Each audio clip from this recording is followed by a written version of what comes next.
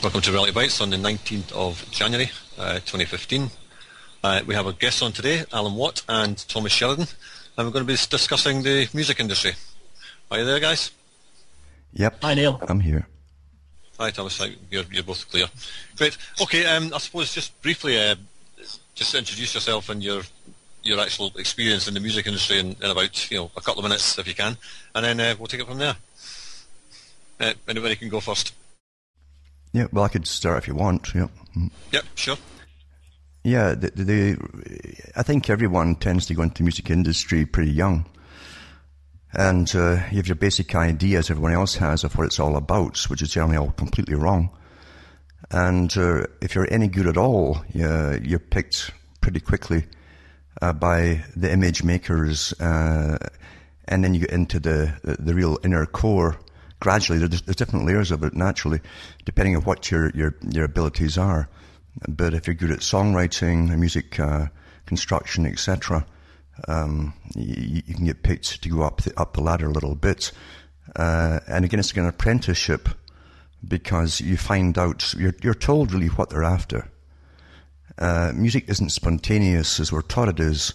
It just comes out of nowhere by a little garage bands. What's to be popular is planned in advance by a machinery, I call it machinery, of experts that run the culture business. And it really is a culture business. Make no mistake, it's nothing to do with spontaneity as such. It's very well directed. They know where they want to take the culture, how they want to alter culture. That's a big part of it. And I guess from it's actually earlier than even the 60s, but from the 60s onwards, they knew what they wanted to do with altering the Western society altogether.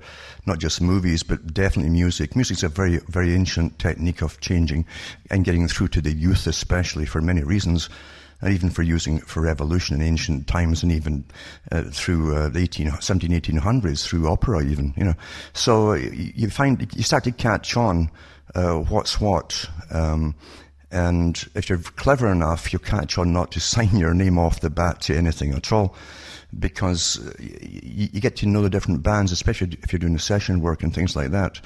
Many of the bands actually are put together out of just a lineup of guys that are picked.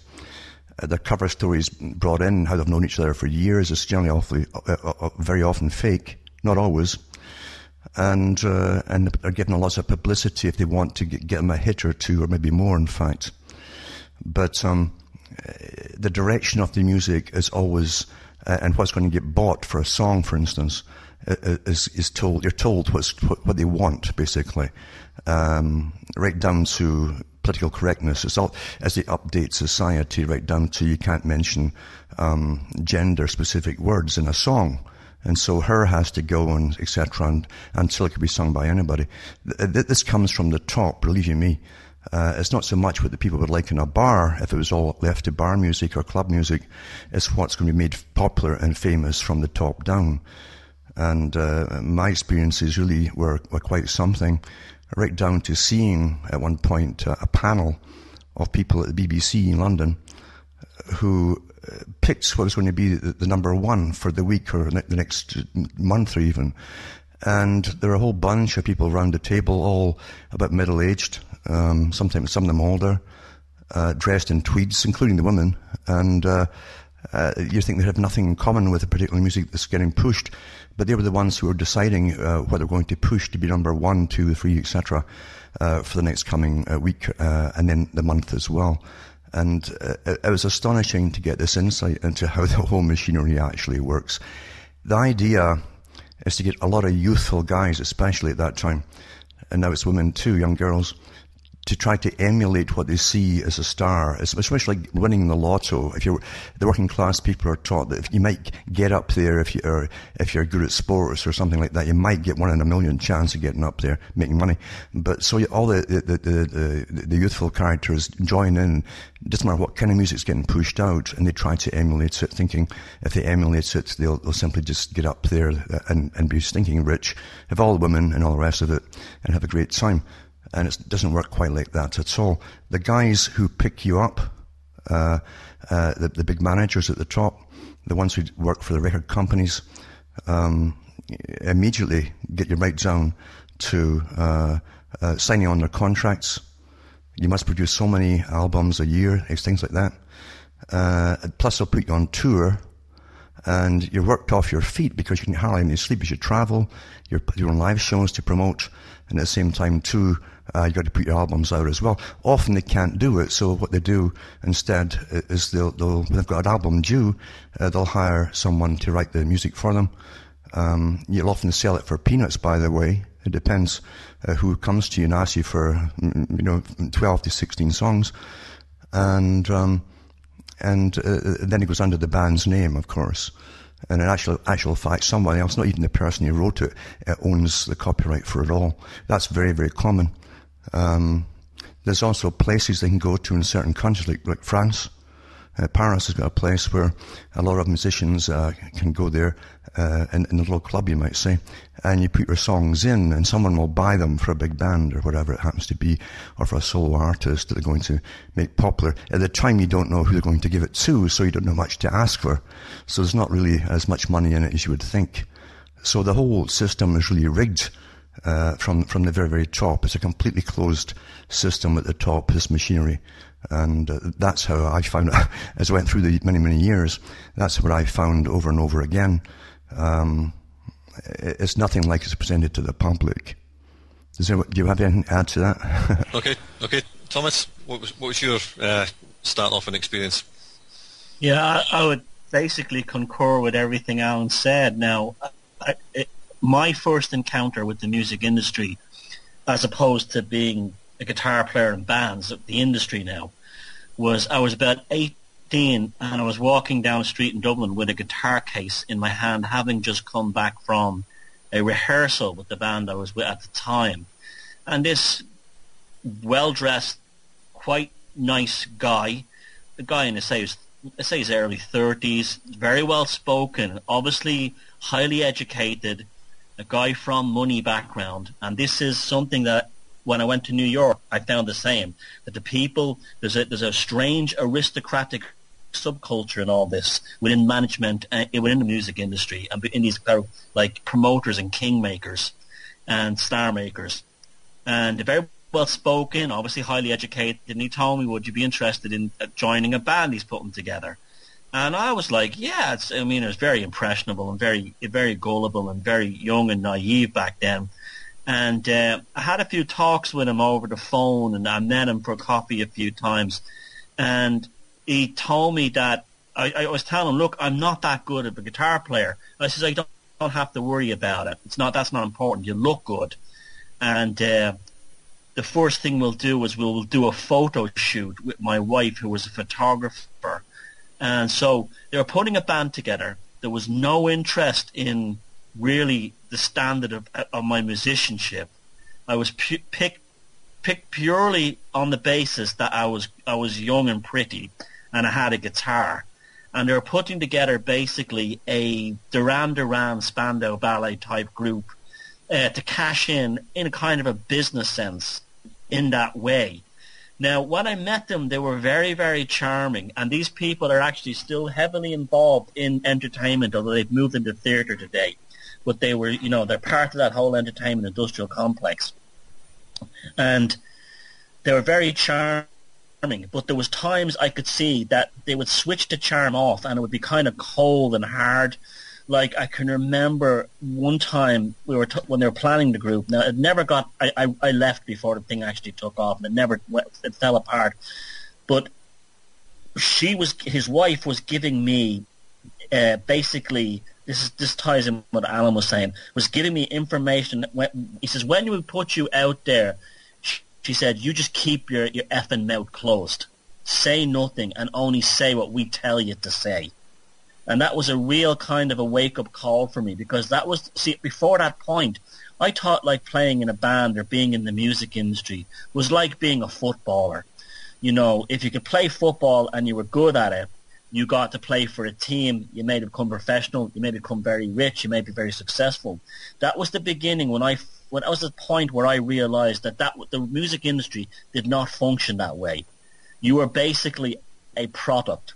Your product placement was putting you in the right delivery package that they were putting for the public. And that was a continuum. Both that, the idea that the music was simply, or the singer was simply a product in a product placement package, coupled with the fact that the people behind this that I'd met as I progressed through it all tend to be highly educated from top universities, Cambridge, Ivy League schools in America, and so on.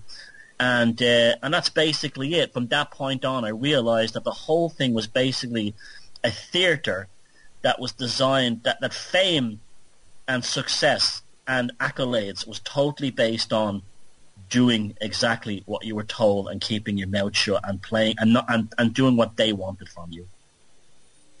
Yeah, I mean, you. I could add to that if I might. Yeah, I've been present in the groups that helped choose some of these people for bands, etc.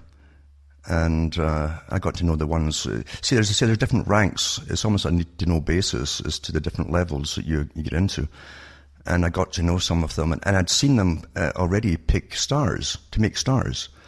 And what they had, for one guy who had a few hits, he was told, where he was picked out a lineup of guys who all had to be the same height. They wanted only guys at a certain height and a build to turn up for the auditions.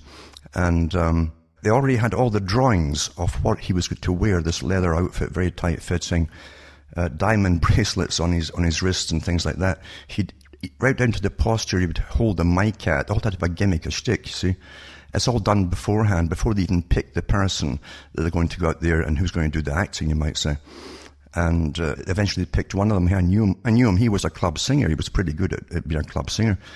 And I met him afterwards too. He was told he'd make 3 hits and then he would just fade away, etc. The songs were already written in advance, right down to the timing of when they would be released every 6 months or whatever it was. And that's really how it's done. I've been present too when they pick people for, say, London rock musicals, things like that. And I've been involved in writing some of that stuff. But it's nothing like the people are actually taught at the bottom level. You're kept in utter ignorance. That's the way they want it. But there's more than that to it. There's a big, massive social agenda behind it. And that got me interested in finding out, well, what is this big machinery behind it all? Why is it so intense, the control of it all? Why don't they let people at the very bottom put out their own stuff and see where it goes by itself? No, they want to lead everybody. And actually, what it does is it kills originality at the bottom level, because everyone starts to copy, you see. Now, they'd already tried this. There's a whole history to it. They tried this with the folk music era. The revival of the folk music started, as you know, in New York. It was heavily communistic. And they set up camps across the US and Canada and Britain too, where students could go and get trained and picked if they're all kind of Marxist or Trotskyist, as they like to call it then, in the early 60s. And they trained them, and they also had managers who would turn up there, and they would pick the ones they were going to promote in the folk business. And I remember there was a famous scene where they had the big folk festival with Bob Dylan. Bob Dylan was also groomed for years for his particular part in all of this, to change the culture, for the counterculture they called it. And everything at that time was acoustic. It was almost it became a religion. It was acoustic, and there were some bands out with electric guitars at the time, but it hadn't caught on yet because it wasn't pushed. And so during that one concert, he pulled out his electric guitar and started playing for the first time. So when Bob Dylan, they'd already made a star with acoustic, and I mean made a star, because a lot of his songs weren't even his, there's a shock in the whole folk music era, you know, like a traitor had happened. What do you do when the star is now a traitor? But in actual fact, he was leading the way for them all to go into purely electronic. And some of the guys, even the guys from the Weavers, who were also part of this big communistic counterculture, and I mean communistic, they wanted a kind of communist, not quite the same as the Soviet system. They wanted the society to come in. And it was getting funded, by the way, from the very top with professors from university, by governmental money. And heavily involved was MI5 at the very top, a high level in Britain. and the CIA and the US especially, they got the idea, you see, from during World War II, what were they going to do with a post-war Germany and a post-war Japan? And they put teams of people at work to decide what kind of culture to bring in. And how is culture guided and created and so on? Well, it's always music, movies, dramas, and things like that. And young folk emulate it, as well as what you're going to teach them through education. And it was so successful that they thought they'd also use it on the West, because the whole world was to change. You're still thinking nationalistic, but the CIA and these boys were internationalists from the very beginning. It was to bring in a world culture, but a directed culture of people who would behave and do what they wanted them to do, and not cause waves and just go along with the flow. That's what it was. So if they directed all culture, all thought, you might say, emotion and so on, you could control a whole world this way.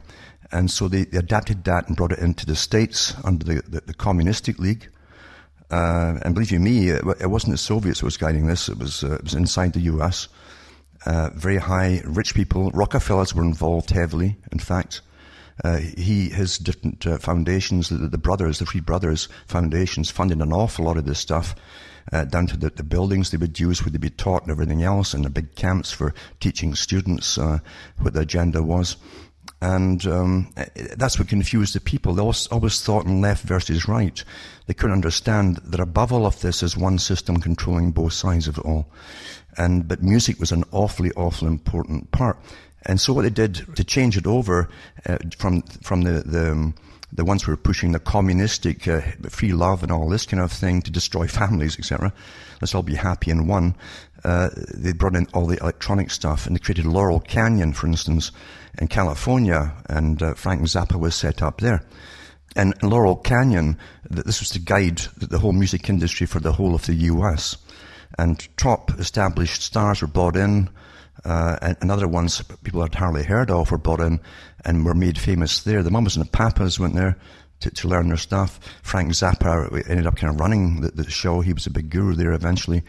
And you find that the big players who were given authority by the CIA and the Pentagon to run this whole counterculture, Stuart Brand and people like that, who was into cybernetics and counterculture, etc., and a whole bunch of these people were pushing LSD as well. LSD was getting thrown out by the bucket loads, literally on tours with the group that preceded the Grateful Dead.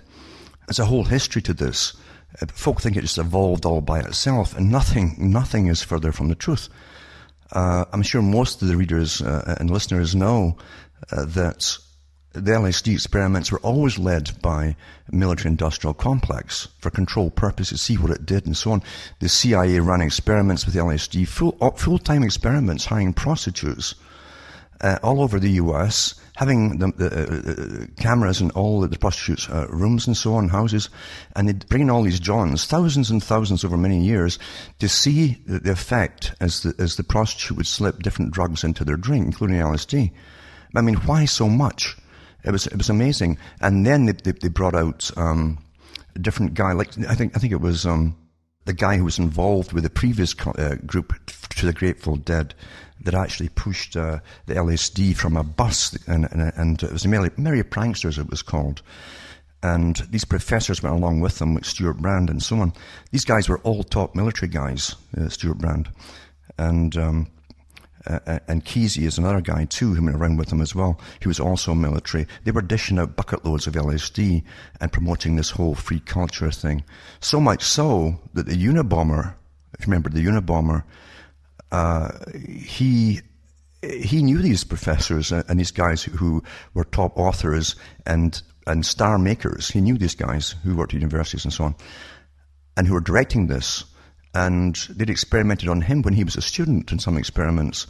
And when he realized what the whole agenda was to literally bomb out a whole generation, to completely destroy all the morals, all the culture that was, to bring in a new man-made, planned culture for everyone, he thought it was horrific. And that's what started him off, in fact, when he was a professor himself. So that's why he attacked certain people. And if you look at the names of the people he was attacking, these were the very guys who were involved with the military. They were given military hangars to experiment with the strobe lights, drugs and so on, and then get a lot of youth in, watch them dancing to see if they would end up losing all inhibitions and have literally orgies and things like that, to see if that would work. Then they could put it on the whole population. This is an incredible, massive experiment that was going on. But they'd learned it all, as I say, from the guys who were put in charge of America's cultural Cold War. That's what they called it, against, Russia, but definitely against Germany. That was their big testing bed, and then Japan as well. And they said, if it works there, and we can literally shape a whole culture to be obedient and so on, we can use a different method to make them obedient and so on in the West, but use some of the same tactics. So that really is how it's so involved, actually. You could write stacks of books on it. But I've seen it at work, and I've been pulled in at times as well, where bands couldn't keep up and get their albums out for their contract. If they didn't produce and so on, they'd get threatened with lawsuits. And what actually happened generally was they simply worked for free for the next few years to pay off what would have been supposedly the claim from the lawsuit. And they'd pull you in, or pull me in, or some other guy, and you'd have to go in and write their stuff for them and arrange the music, and sometimes play the tracks from it, and even play most of the music for the whole so-called band. And you got paid a set fee. And even then, I refused to go through contracts. The only thing you could do is sign non-disclosures, so you wouldn't say that you ever had anything to do with it. But you got a set fee, and that was it. And that suited me fine, because I wasn't owned like these guys were all owned. Yeah. Thomas?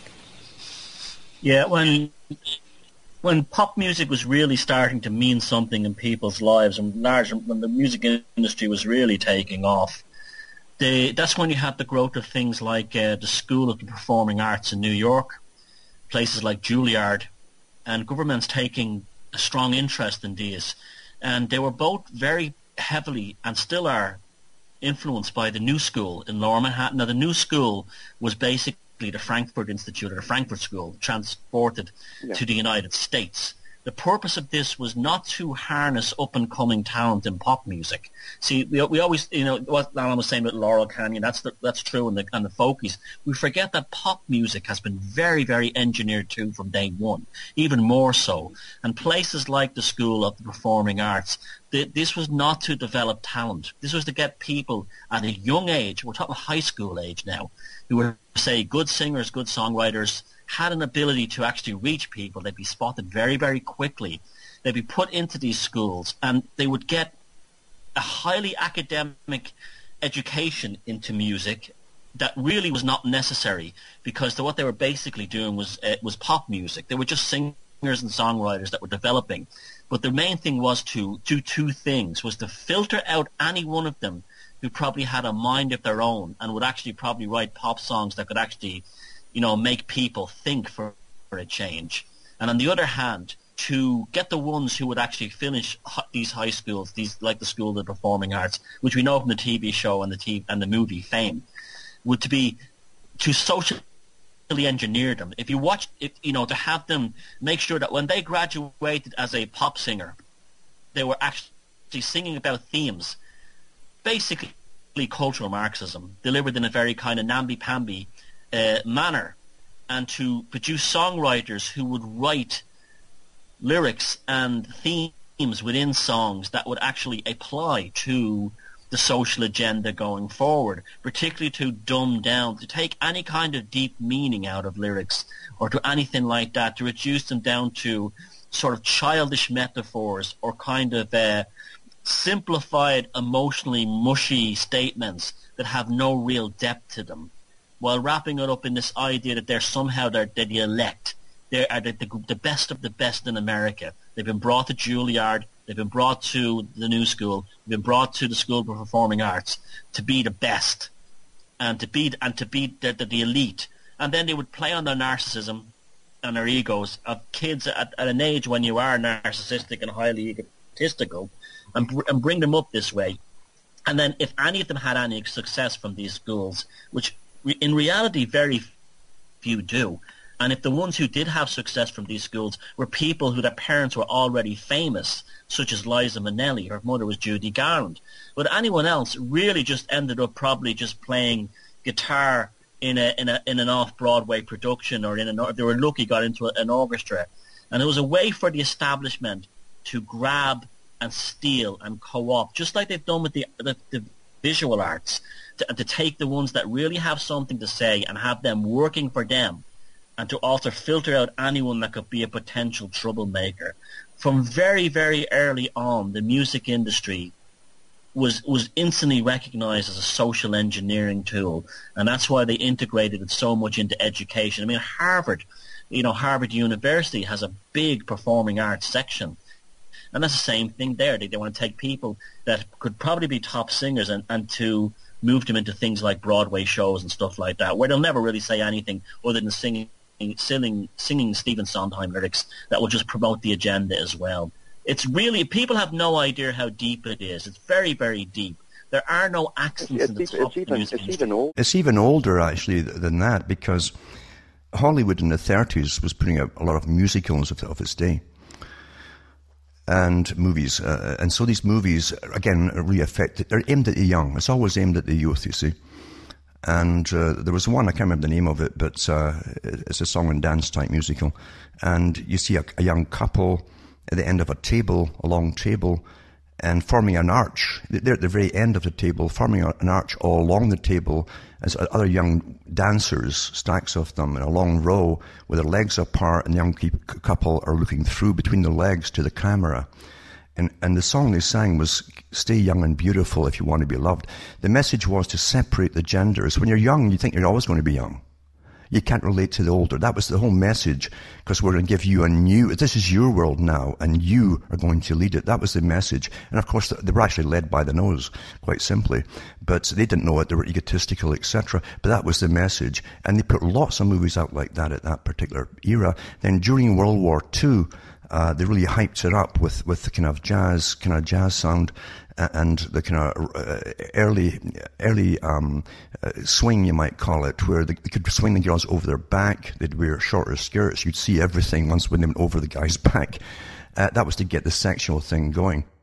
And the idea was that if they could destroy monogamy, a person who would simply team up and mate and bond with the person they're going to have sex with, then they could literally control every individual as an individual instead of having to go against the whole family unit. That was always the enemy of centralized government.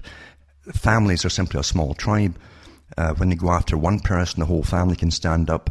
If they have a lot of culture in common, then the whole community will stand up for them against the government. And that had to be destroyed. And lots of books were written in the early 1900s about this problem, how to control all of the people and eliminate that type of problem with families standing up with common culture, destroy the common culture, isolate the individuals, and that's easy to do. But always go for the youth, and because the youth, if you keep feeding them egotistical ideas, they'll believe you.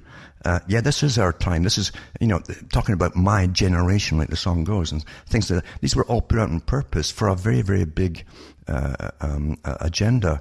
It's easier to lead young and egotistical and ignorant youngsters, because we're all ignorant when we're teenagers and early 20s. We have no wisdom. We haven't matured yet. But you think you have. You think you know it all. And it's easy to be guided by guys they put out there to be your leaders, and the guys you're taught to admire, that say the cool things or even the obnoxious things, etc., to scare society. That was well understood by psychologists that were all working on board with this big cultural agenda.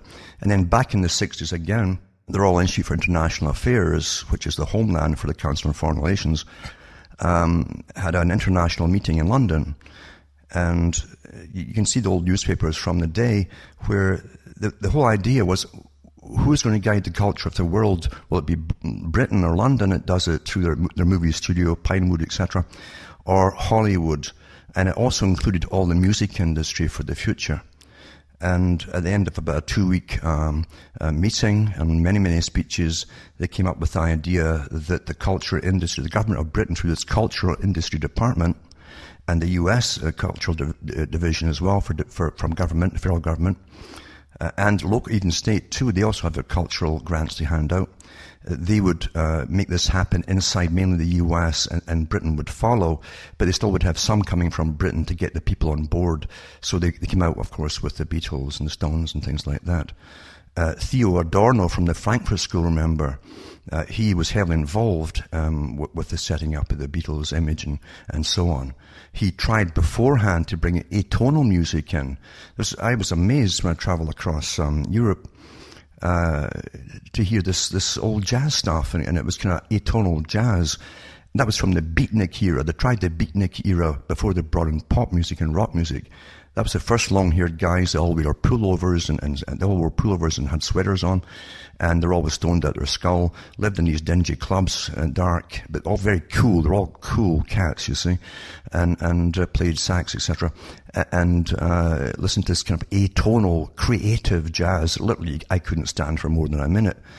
But it was to destroy all the culture that was before, and that was out at the same time as they were destroying art itself, the painters and bringing in the Picasso stuff, making a big revival of Picasso, to make everything disjointed, so you had nothing solid and nice to hold up your culture, to hold on to. Everything was to give you this feeling of total change, or even falling through time, you might say, into something new which you couldn't understand. This was a massive psychological operation. And then when they added the drugs to it, the drugs were meant literally to make them far more suggestible. And incredible studies were done on them under LSD to see if they could still function. What they really wanted was some kind of drug that would make them function well with still mathematics and so on, but be emotionally flat. But they couldn't get that with LSD, so they tried various other drugs and concoctions too, and they're still doing it through regular pharmacy. But it's fascinating to see the massive machinery involved to create not just the music stars, but the acting stars, as they call them. And because the people follow the stars. It's an ancient saying. They put them up in front of you, all the youth will follow that man or that woman, and you want to be like them, dress like them, and act like them, etc. They're the new role models which supersede the family, the mother and the dad, and so on. And when they're cool and even kind of nasty or beyond being the cheeky level, the youngsters will use those terms too, and to be cool and have shock value, etc. Then when they came, I remember talking to Jerry Marsden, and he was he had ferry across the Mersey, the old stuff from the early 60s.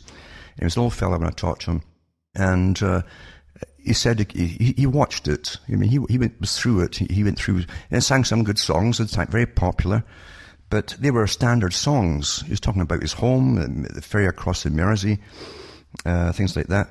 And he said that's how it used to be in the clubs. The folk went, because it was still man and woman meets up and so on, and often they would end up getting married. That's how you met people, a mate to get married. He says, and it was happy youngster stuff. There was nothing nasty about it, counterculture or anything, and it had a romance about it, you see. But when they brought in this new music and eventually going into the rock, that was out the window. The whole idea, remember, was to separate the bonding aspect from mating up with a partner and simply have sex for sex's sake. And once that had happened enough times, they wouldn't bond for life with anybody and they'd have no children, basically. So it's fascinating to see this, and that, what happened then in the 60s, was what they tried in the 1920s before, by the way, during the Prohibition era. Before Prohibition, there weren't so many young people at all went into bars. It wasn't an exciting thing to do.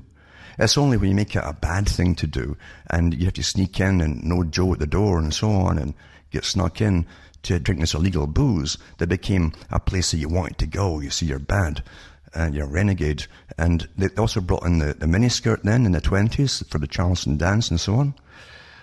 They promoted the sex and massive drinking, then brought coke in as well, by the way, at the same time, in big quantities in these clubs, to get them hooked on coke. It didn't work because there was so much sexual fallout from unwanted children and venereal diseases and so on. They didn't have penicillins, remember. They didn't have the pill.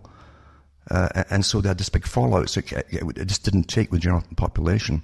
So they simply went back to the drawing board and brought it out in a better fashion. Once they had the pill, they had the antibiotics to cure some of the diseases they'd catch, and not all of them, mind you. And it's been a smash hit ever since. And it's pushed from the top. In London, you think about the whole establishment of the BBC in the 60s. No one worked in the BBC without coming from Oxford. From the top to the bottom. You had to be from Oxford, so it was kept within the establishment. You see, it was a government-owned station. And yet the BBC, with the Oxford accents, brought out the guys at the beginning to promote pop music, as they called it. And they brought guys on who were falling off their chairs that they just made a number one hit of, because he's drugged out his skull. And you'd see this guy with the suit and tie with the Oxford accent saying, "Oh, aren't we naughty? Tee hee hee," as the guy's falling on the floor. So this is all aimed at the youngsters, for goodness sake. Why were the upper elite pushing this on the rest of the population who didn't belong to their class? They're talking to a guy from the East End of London who dressed in some rags and stoned out his skull, who just fallen off his chair, and it's a big laugh. It's a joke, like, we're really bad. We're bad by falling off the chair and being utterly stoned out our mind. That was to make it exciting for the youth, and it worked awfully well. Awfully well. There's so much to all of this, you know. Yeah, I mean, that brings to mind the Bill Grundy interview with the Sex Pistols, as it were. I know, Thomas, you were kind of in that kind of genre of music. What would you be your perception of that now, considering the fact that John Lydon's admitted that he was getting into parties in the Houses of Parliament before he was even in the Sex Pistols? Well, I have mixed feelings about it. I think if watching that clip, you know, back then when I was a kid, I thought it was funny. I mean, I just thought the whole thing was funny, that this member of the BBC establishment basically destroys his career live on TV. But another aspect too is that people need to watch that clip again. And how that thing all really kicked off was that Susie Sue, who was she must have been only about 17 at the time, 16 maybe, from Susie and the Banshees, who was there with them. She said to Bill Grundy, "I love your show, I'm a big fan." And then he started making these kind of sexual suggestions to her, like, "I'll see you backstage afterwards." I mean, this is like an older guy in his 50s. She was like a kid. And how that all began was that Steve Jones reacted to that by saying, you dirty old bastard, this kind of thing. And so we were getting an insight into the kind of culture that spawned the likes of Jimmy Savile, in that, you know, basically any teenager that walked in the door at Top of the Pops or anything like that was fair game for, you know, whatever, pedophile was working there, you know, that was to tap into them, like Savile or the rest of them. Now, so that on that level, I thought it was quite revealing and quite interesting. Then I found out later on about Johnny Lydon and, you know, the whole thing. I just don't know what to say. Yeah, he probably was selected. Who knows? I mean, it's just, yeah, you know, it's like when I was that age, I used to think that the old farts were like the Rolling Stones and the Led Zeppelins and stuff like that. And I thought, you know, I was very well aware from an early age that the likes of the Stones and Led Zeppelin were very, very average, and the only thing keeping them going was this mystique built around them. For instance, like the Rolling Stones and Led Zeppelin just play basic American blues. It's Lead Belly, it's John Lee Hooker, it's the classic American blues sound. But because they have this mystique surrounding them of being dark or being sinister somehow, you had the Stones with Kenneth Anger and his whole connections with Crowley and the OTO, and on the other side you had Led Zeppelin with Jimmy Page and his connection to all that stuff as well. And so that was the only thing that made them interesting, because apart from that, they're just basic, you know, white guys copying, you know, old-time American guitar blues. There's nothing original about it. There's nothing original about it. There's a very good reason. There's a good reason for that, though, because remember, you see, the U.S. tried to get when they set up all these camps across the U.S. and so on to train the youth from top universities to become future leaders for the Marxist system and neo-Trotsky system that was to be blended with the West, basically, which has happened. They through the acoustic era, they tried, what they were hoping for inside the U.S. was to get the black population to do an uprising. And so that they popularized what they call black music.